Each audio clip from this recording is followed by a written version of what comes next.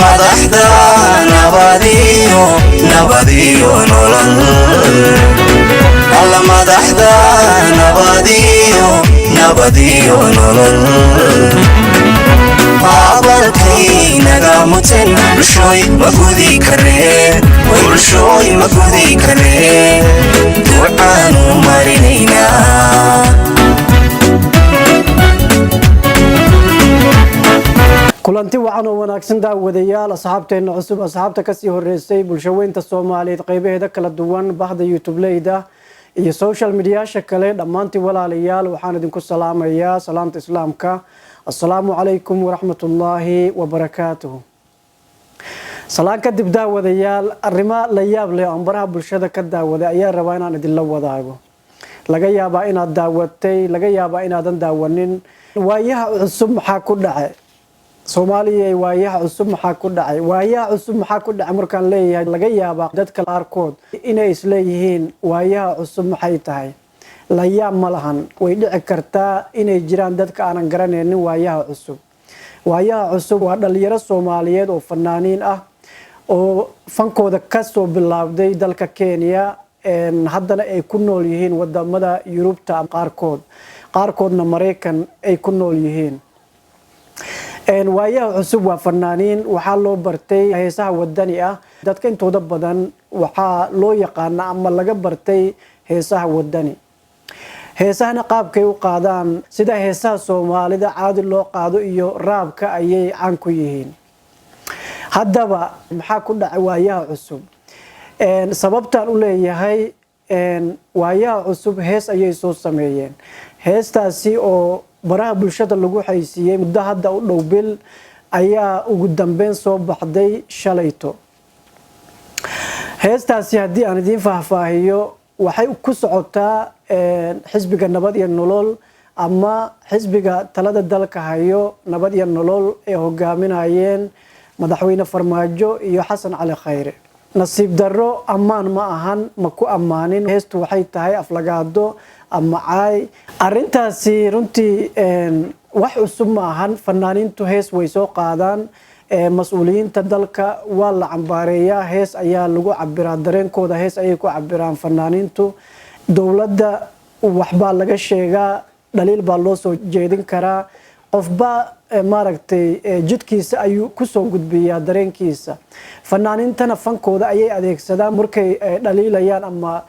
wax ka sheegayaan dowladda ama mas-uuliyiinta dalka. arrintaasi wax cusub ma ahan, balse maxaa cusub? sababtaan uga hadlay oo ugu weyn oo aan idin leeyahay maxaa ku dhacay waayaha cusub. muuqaalkaasi 6 saacadood ka hor ayaa YouTube la soo geliyay. waxaa daawatay dad gaarayo 23,000. waxaa igu yaabka badneed oo aan noloshay baraha bulshada ka arkin, gaar ahaan aan YouTube ka arkin. muuqaal 23,000 ay daawatay,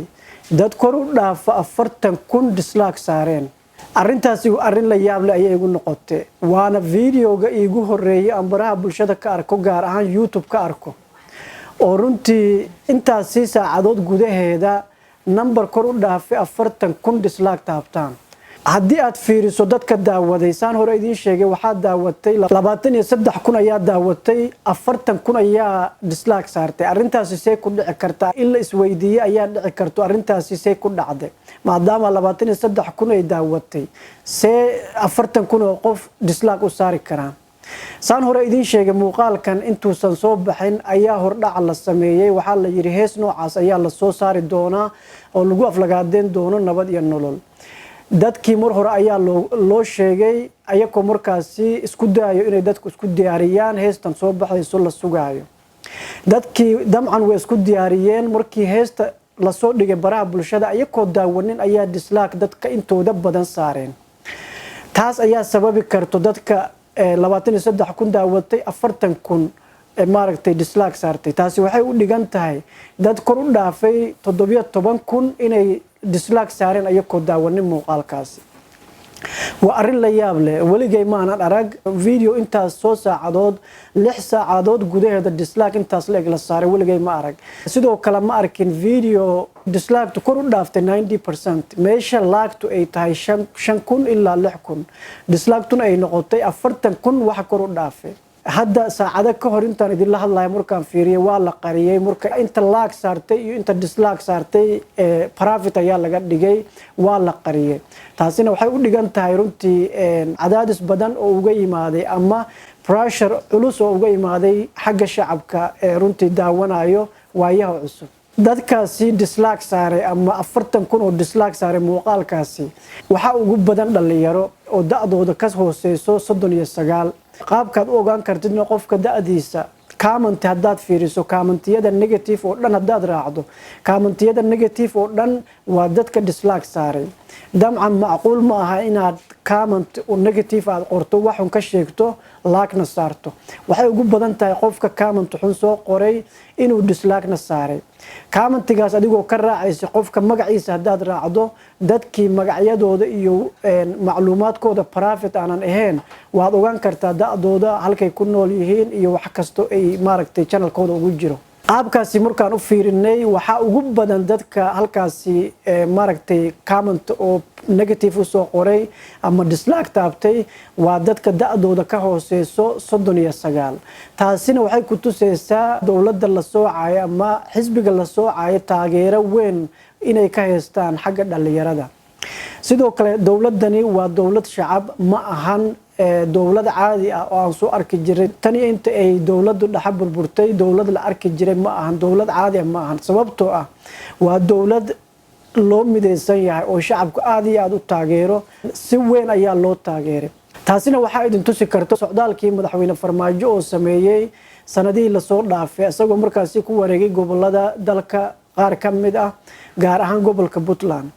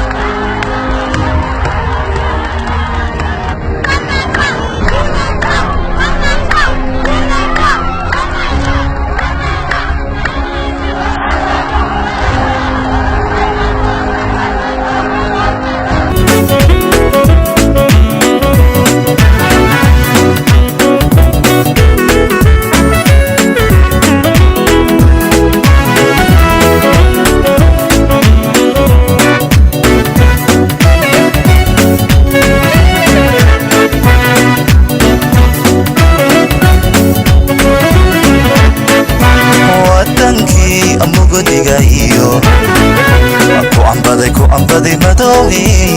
amni hanaabay dumay kii washide musbaaxi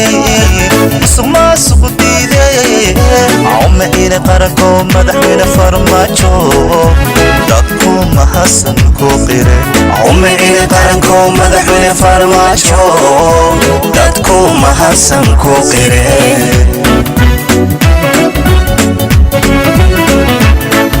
wadankii amuga digayo aku ambaday madowge amay hanaabay dumay aki washide musbaaxi musuqmaasuq diiday awma ila qaranko madaxweyne Farmaajo dadku mahasan ku qire awma ila qaranko madaxweyne Farmaajo dadku mahasan ku qire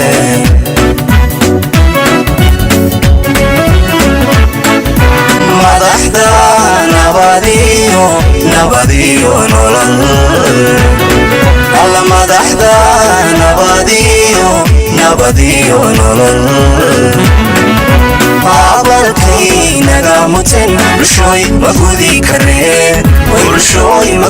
karee ducaanu marinaynaa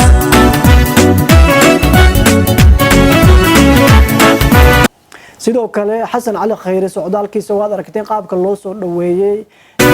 maamuus horseedii gole wasiiro mudaniyo xukuumad milgaladhiiso ra'iisul wasaare khayro dadku mahadsan ku qire khayre masamadhiso dadku mahadsan ku qire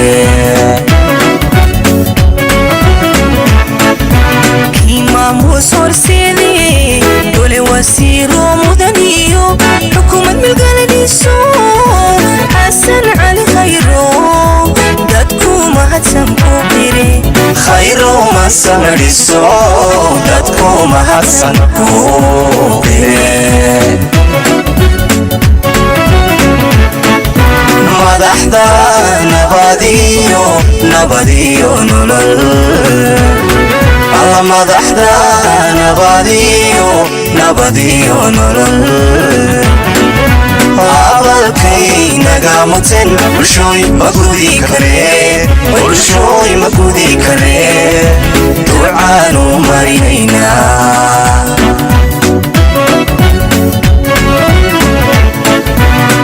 qaabka maaragtay la isu soo baxay dadka maaragtay 2 maalin 3 maalin banaan ku sugayeen ilaa uu ka imaanayo oo ilaa uu safarkiisa ka dhameysano la garab taagnaa waa wada daawanay dhamaanteen waan aragnay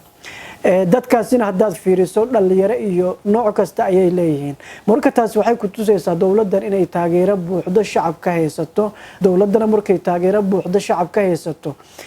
waa dawlad shacab waa dawlad dhalinyaro marka waayaha cusub maxaa ka raacay waxa aan weligeen aan arkin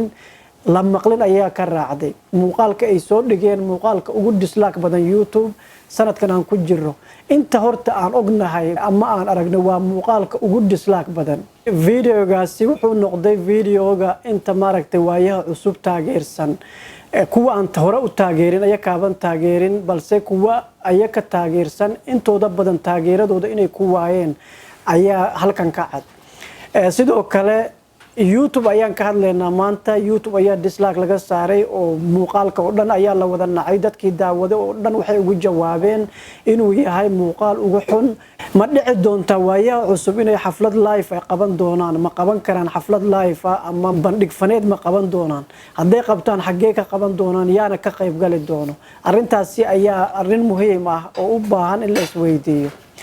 waxaan aaminsanahay dadkaasi fara badan oo muuqaalkooda dislaak saaray inay ka qayb gali doonin haddii ay ka qayb galaanna dhibaato weyn inay ka raaci karto ayaan aaminsanahay dadka dareenkooda murba marxalad ay ku jiraan ayay ku muujiyaan maanta YouTube ayay ka muujiyeen sababtoo ah videoga YouTube ayaa la soo dhigay YouTube qaabka looga jawaabi lahaa ayaa looga jawaabay kulan hadday dhigaanna sidoo kale inay ka falceliyaan ama gacan ka hadal ka dhaco ama dhibaato ka imaado ayaa laga yaabaa hadiiba laga qayb galo waxaana laga bartay wadaninimada jaceylka maaragtay dadka Soomaaliyeed ay tuseen wadankooda dhinaca wanaagsan ka tuseen taas ayaa dadka intooda badan ku taageereen gabar ayaa waxay barahooda bulshada ku soo qortay waayaa cusub aad baan u jeclahay waxaan ahaa gabar qurba ku kortay anigoo yar ayaan dalkayga ka tagay dalkayga waxba kama aqaan waayaha cusub ayaa jeclaysiiyay Soomaaliya waayaha cusub dartood ayaan u booqday Soomaaliya waxaan ka aqaano ma lahan waayaha cusub ayaa jeclaysiiyay ayay tiri runtii dadka noocaasi oo kaleeto maanta markay arkaan muuqaalka dawladda kaliya ee dadka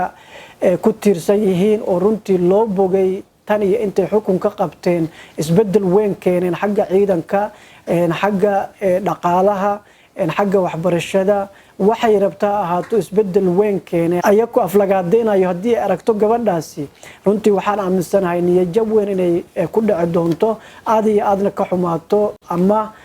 kalsoonideeda kala laabato waayaha cusub maxaa ka raacay heestii nabad iyo nolol ee ay ku bedeleen nabar iyo naxdin aad iyo aad baad umahadsantiin walaalayaal arrintaasi ayaan rabaa inaan idinla wadaago fadlan aragtidaada ka dhiibo haddaad ku cusubtahay channelka Qays iyo Raxma subscribe taabo gambaleelkana furo saad u hesho notification tan iyo kulantideena dambe walaalayaal waxaan idin rajeynayaa nabad iyo nolol assalaamu calaykum waraxmatullaahi wabarakaatuh